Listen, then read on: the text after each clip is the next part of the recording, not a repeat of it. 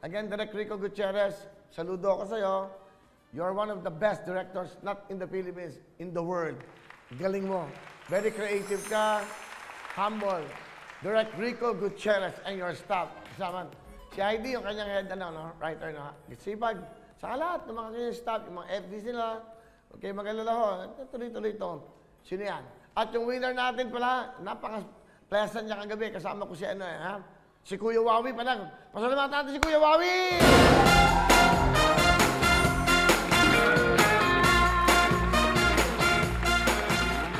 Kuya Wawi, maraming salamat at sinamahan mo ako sa Pera Kahon.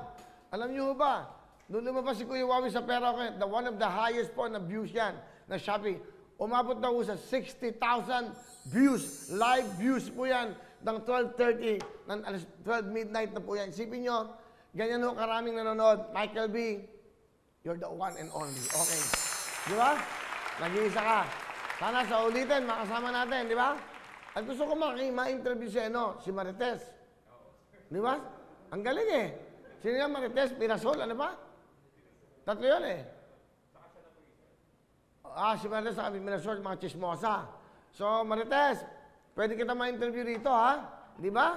Yung galing, galing. Anyway, tuloy-tuloy tayo. Ano ba dapat yung gawin? Tutok na. 10,000, 20,000. May magka-thank you ba? May magka-thank you. Pakita muna natin to. May magka-thank you daw. Pasensya na. Nilirelax ko lang muna yung boses ko. Ito, may gusto lang magpasalamat. Sige ho, panoodin natin to. Hello, hello, magandang hapon. Sino to? Karen Ramos po. Karen, taga saan ka, Karen Ramos? Taga-Orani, Bataan po. Anong ginagawa mo sa buhay mo? Nag-aaral ka ba? Hindi po, may asawa na po ako eh. May asawa, may anak ka ba? Opo. Ilan na anak mo? Kamanganak lang po. Talaga? Patutubo po ako, sir. Ay, daw po. Yung lola ko po, lahat po ng mga angkan po namin, puro po katutubo po dito po sa Bataan. Pero ang asawa mo, Tagalog po. saan mo nakilala yung asawa mo? Dito rin po sa Orani po. Mga dayo-dayo lang po, ganun po. So kapapanganak mo lang pala? Opo. Ano ba yung anak mo? Kulot? Kulot na po. Kasi di ba, ganun eh. Lahi mo yan. Okay. May regalo kami sa'yo. Meron kang total na pamaskong 30,000 cash. Thank you po. Una-una po, nagpapasalamat po ako sa Panginoon kasi po natawagan po ako. Tsaka po sa Luxmite po, tsaka po sa Win. Maraming salamat po. Okay, Merry Christmas!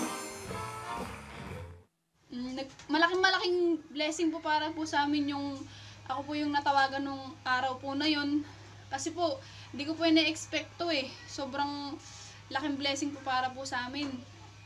Kaya po, nagpapasalamat po ako sa Panginoon, tsaka po sa inyo dahil po binigyan niyo po kami ng gantong pagkakataon. Ako po yung napili. So, ang mga nabili po namin sa mga nabigay niyo po na pera, eto po, bumili po kami ng mga gamit ng baby, bigas po, tapos mga grocery po. Kauwi lang po namin, galing po kami ng hardware kasi po papagawa po namin tong bahay para po kahit po papano pag po may bagyo, hindi po kami masalanta po. Ito po yung hollow block po na nabili. Tapos po ito po yung buhangin po. Tapos ito po yung semento po na nabili po namin. Tapos yung bakal po. Ito po sa motor po, nakapaghulog po kami dyan. Nakapaghulog po kami kahit po papano.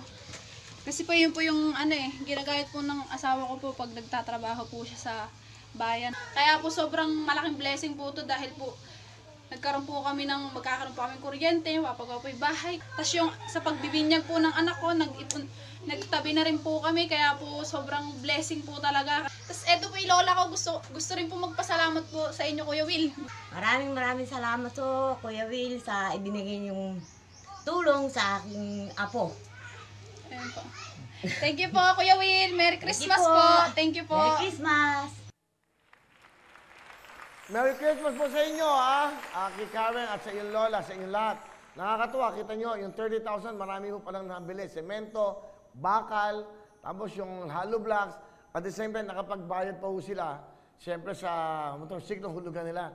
So, malaking bagay itong 30,000 na to, ha? Kaya, dapat gagawin nyo, tumutok lang kayo, di ba? Kahit pa paano, yung mga pangangailangan nyo. Okay, ano pa dapat yung gawin? Tumutok na kayo dahil... Wawawin ang lahat sa aming pag ng saya at pag-asa ng iyong